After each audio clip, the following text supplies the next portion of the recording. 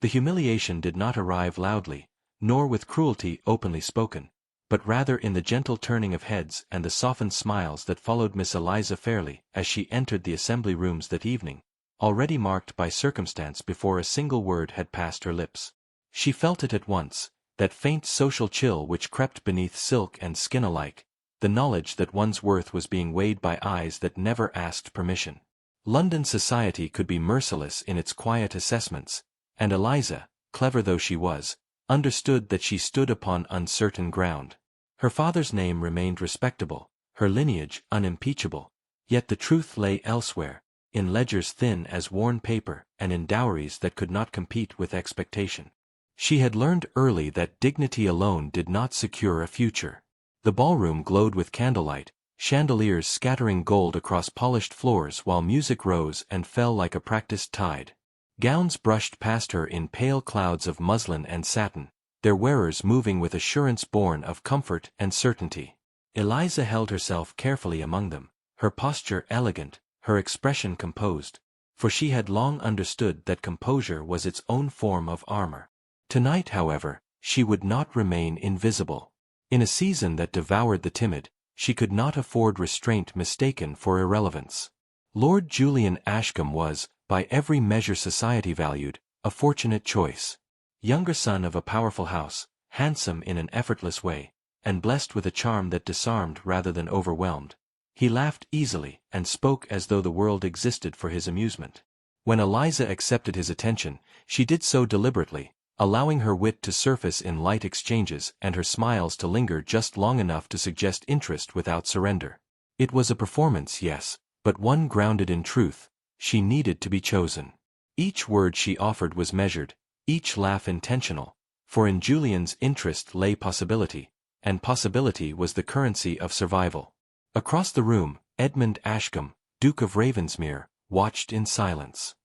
He stood apart from the dance, dark coat unadorned, his bearing unmistakably that of a man accustomed to command. The years had carved restraint into him, sharpening his features and steadying his gaze, yet beneath that stillness lived a restlessness born of battlefields far from London's glitter.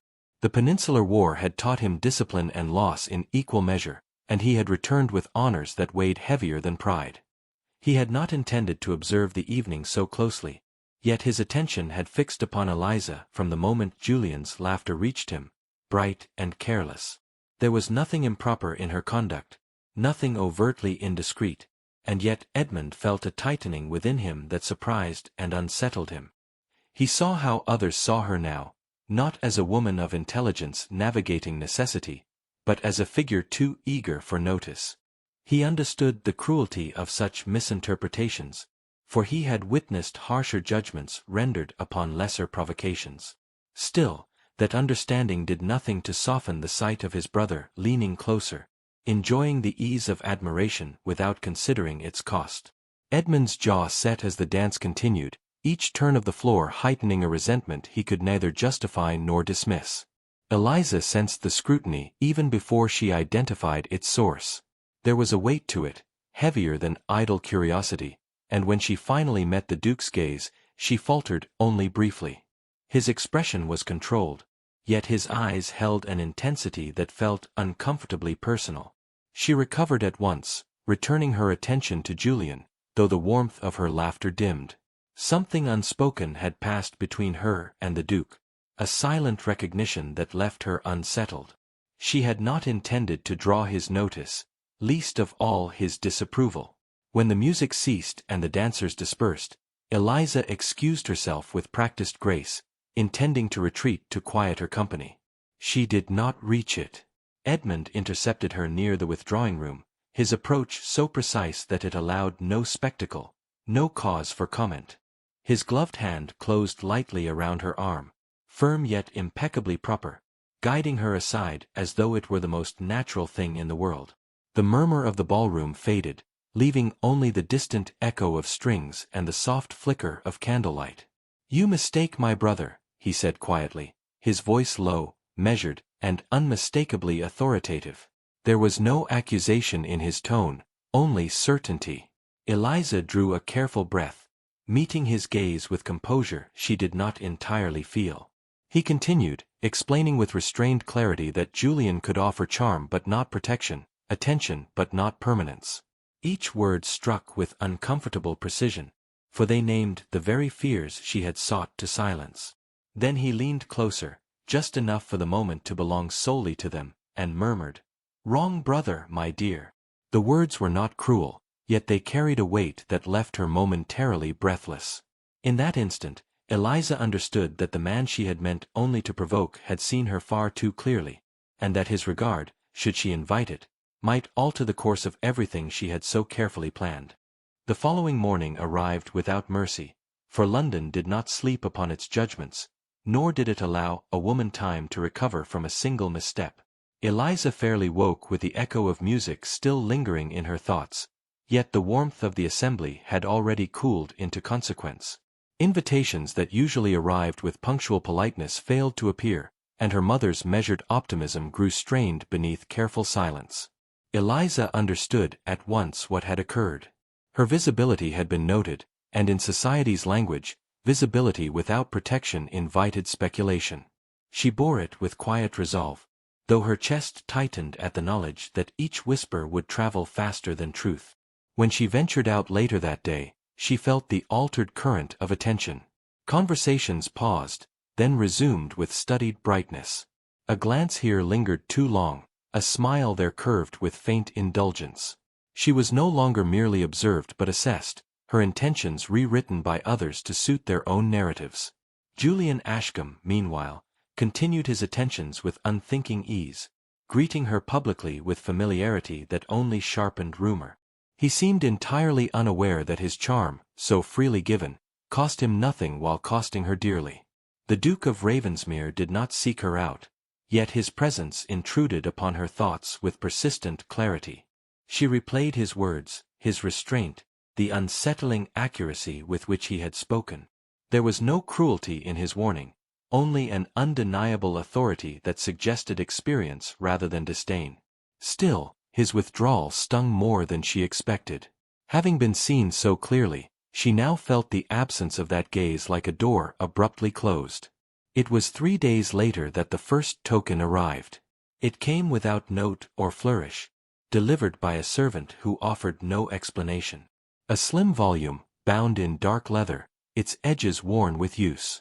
Eliza recognized it immediately, a collection of essays she had once mentioned in passing, a remark she had assumed forgotten.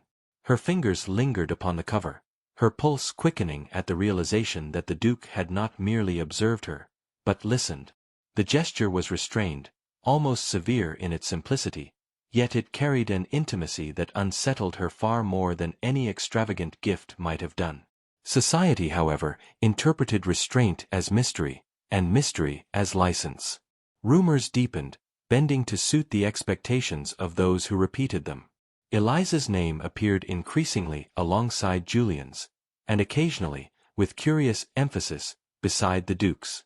The contrast between the brothers became a subject of private amusement, and she sensed the danger in it. To be discussed was one thing, to be speculated upon was another entirely. Each mention tightened the invisible net around her, and she wondered how easily dignity could slip from one's grasp when handled by careless hands. Their next encounter was neither planned nor entirely accidental. It occurred in a quiet library during a small afternoon gathering, where conversation softened beneath the weight of books and expectation. Edmund stood near a tall window, his attention fixed upon the rain streaking the glass. When he turned, surprise flickered briefly across his expression, then vanished beneath composure. They spoke little at first, exchanging formal pleasantries that concealed more than they revealed. Yet in the silence between them lay a recognition that neither could deny. "You should not be made the subject of idle conjecture," he said at last, his voice low, deliberate. Eliza met his gaze steadily. "Conjecture flourishes regardless of deserving," she replied. Her honesty seemed to disarm him, and for a moment the Duke's restraint wavered, revealing something raw beneath discipline. He spoke then of responsibility, of how easily a woman's reputation might be bent by association, and of his reluctance to add to her burden. The admission surprised her with its gentleness. As the weeks progressed, Their meetings remained rare and careful, yet each carried a weight that lingered long after parting. A shared walk at the edge of a garden, a carriage ride punctuated by rain and silence, a brief exchange at the close of an evening, all composed a language neither dared speak aloud. Eliza found herself drawn to the Duke's stillness, to the way he listened as though her words mattered beyond their immediate sound. Edmund, for his part, struggled against an attachment that threatened to disrupt the order upon which he relied. The turning point came not with spectacle, but with exhaustion. In a quiet moment, shielded from scrutiny, Edmund confessed the truth he had long restrained. He spoke of war and the discipline it demanded, of choices made without hesitation, and of the fear that now accompanied any feeling he could not command. To care for her, he admitted, was to risk both their standings. Eliza listened without interruption, then answered with equal candor, revealing the calculation behind her flirtation and the shame of being misjudged for it. "I have never wished to be admired," she said softly, "only understood." The words settled between them, irrevocable. When he withdrew after that, it was with a finality that left her breathless, yet not without hope. The confession had changed something fundamental. Though uncertainty remained, Eliza sensed that what had been spoken could not be undone, and that the silence which followed was not an ending, but a gathering of resolve. In the days that followed, she carried that knowledge like a hidden flame, warming and wounding in equal measure. Society continued its murmurs, yet they no longer struck with the same force, for she had glimpsed something rarer than approval. Edmund's absence was deliberate, she knew, an act of restraint rather than indifference. It steadied her even as it tested her patience. Whatever lay ahead would demand courage from them both, and Eliza, standing once more at the edge of judgment, felt prepared at last to endure its weight. Hope, once awakened, refused silence, pressing forward, insisting that the story between them had not yet reached its truest beginning together quietly. The final reckoning arrived not with scandal shouted from balconies, but with the quiet inevitability of a door closing behind them both. Eliza Fairleigh understood, before the summons was spoken, that her name had reached a point where silence itself had become a verdict. Invitations had ceased entirely, and even familiar allies now greeted her with cautious courtesy, as though association required calculation. She dressed that evening with deliberate simplicity, choosing dignity over ornament, for she sensed that whatever awaited her would demand steadiness rather than display. London had weighed her and found her wanting, and she would not beg to be reconsidered. The gathering was smaller than those that had preceded it, yet its restraint carried greater consequence. Edmund Ashcombe stood at its center, composed as ever, his presence commanding attention without seeking it. Eliza felt the familiar tightening in her chest at the sight of him, the mixture of admiration and uncertainty that had come to define her regard. When he approached, there was no hesitation in his manner, only resolve sharpened by restraint. He addressed her formally, yet his eyes held an apology for the distance he had imposed. It was not the apology that steadied her, but the certainty that followed it. Whispers stirred as they spoke, curiosity sharpening into expectation. Julian's name surfaced briefly, then faltered, its relevance diminished by the gravity of the Duke's attention. Edmund did not acknowledge the murmurs. Instead, he spoke clearly, declaring his regard for Eliza with a composure that left no room for misinterpretation. He did not defend her reputation, for to do so would imply its weakness. Rather, he aligned himself beside her, making plain that whatever judgment fell would fall upon them both. The simplicity of the gesture carried a force that silenced even the most eager observers. Eliza felt the moment settle upon her like a held breath. She understood that acceptance would alter the course of her life irrevocably, binding her future to a man whose world differed profoundly from her own. Yet she also recognized that refusal would not restore what had already been lost. Edmund's courage did not lie in defiance alone, but in the willingness to risk consequence without expectation of reward. She met his declaration with equal clarity, affirming her choice not as gratitude, but as intent.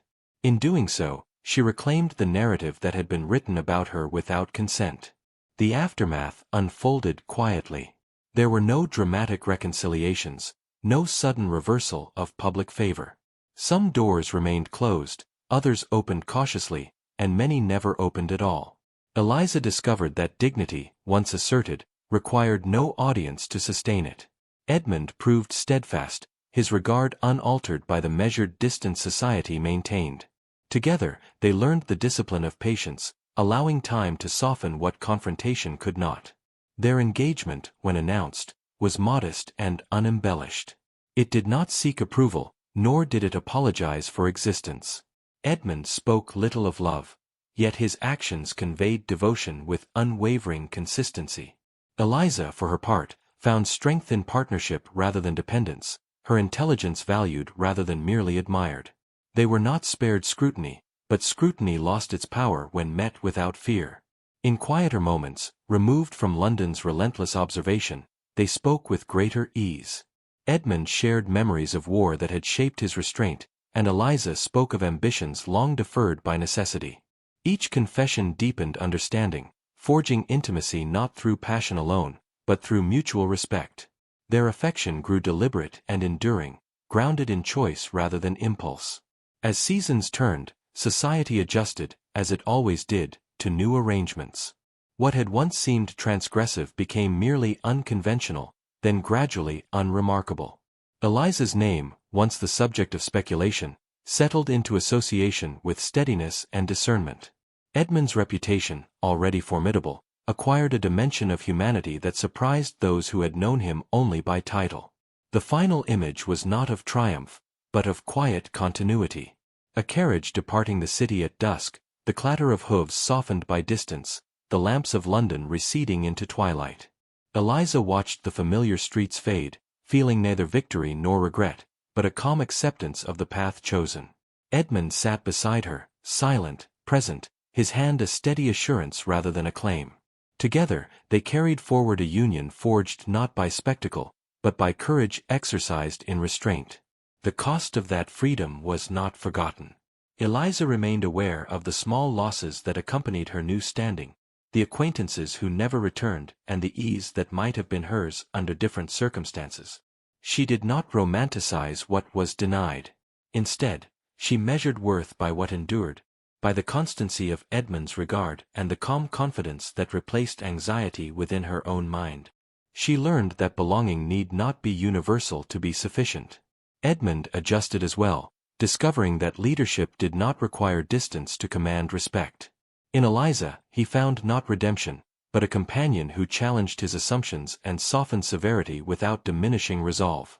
Their conversations were thoughtful, their disagreements measured, each recognizing in the other a disciplined will. When they settled into shared days, it was without illusion.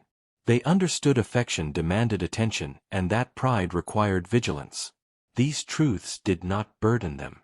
They offered structure within which trust could deepen. What they claimed was partnership, shaped by choice and sustained through care. London's version of their story remained incomplete, trimmed to acceptable conclusions. Beyond the city's reach, Eliza and Edmund carried fuller understanding.